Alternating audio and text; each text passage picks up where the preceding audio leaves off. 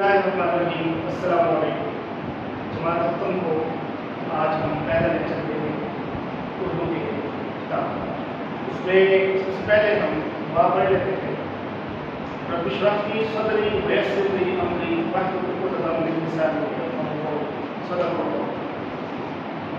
سبق کا عنوان جو ہمارا ہے وہ موضوع بولی نظم کا ہے۔ نظم ہمارے سلیبس کا حصہ ہے لیکن ہم اس کو آلریڈی پہلے ہی پڑھ چکے تھے تو دوبارہ اس کو ریوائز کرتے ہیں۔ تو موضوع ہمارا ہے آج کے سبق کا نظم ہے اور نظم کا عنوان ہے ختم کے لیے۔ تو اس میں سب سے پہلی چیز جو ہوگی وہ ہوگی حاصلات قانون، جو میں نے آپ کو کلاس میں اندر بھی سمجھایا اور بتایا ہوا تھا، یہاں بھی بتانا ضروری سمجھتا ہوں تاکہ آپ کو یاد ہو۔ ٹھیک ہے، اس میں سب سے پہلی جو چیز ہوگی یہ میں مختصراً بتا دوں گا آپ کو تاکہ جو ہے وہ آپ لوگوں کو اس کے بارے میں پتہ بھی لگ جائے، کیونکہ آپ نے نظر پڑھی ہوتی ہے اور ہم نے اس کا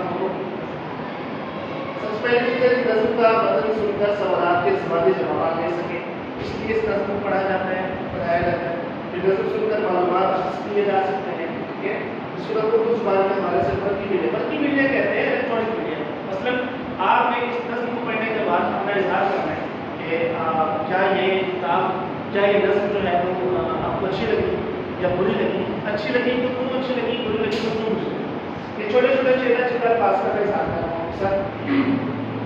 کسی بھی نظم کا مطلب درست تلفظ اہم کے ساتھ دہرا سکے، اہم کس کا درست ترتیب کے ساتھ دہرا سکے، اسم ضمیر کی ساتھ کی پہچان کر سکے۔ نظم کو پڑھنے کے بعد اسم ضمیر کیا ہوتا ہے؟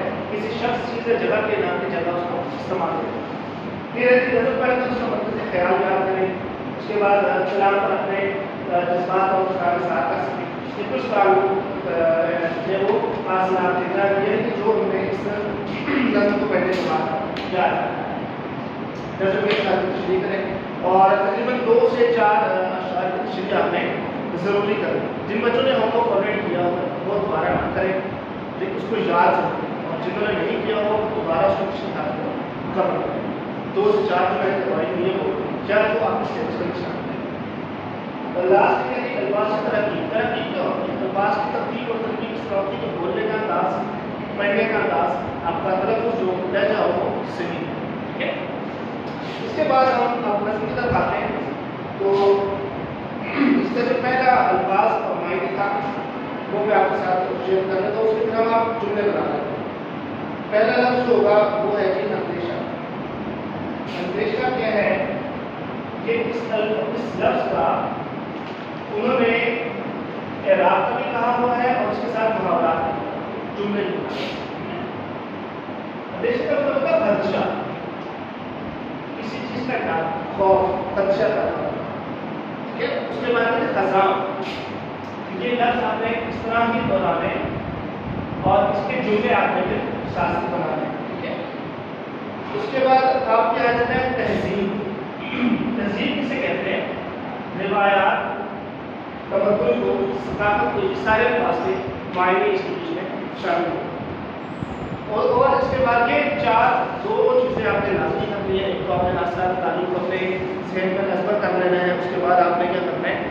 الفاظ کے جو جملے بنانے ہیں، جملوں کی ادائیگی جو ہوگی وہ آپ نے لازمی کرنی ہے، اور اس کی پوری نظم کو آپ نے زبانی یاد کرنا ہے۔ نظم میں آپ کو دکھا دیتا ہوں اگر آپ کہتے ہیں تو یہ نظم ہوگی مختلف۔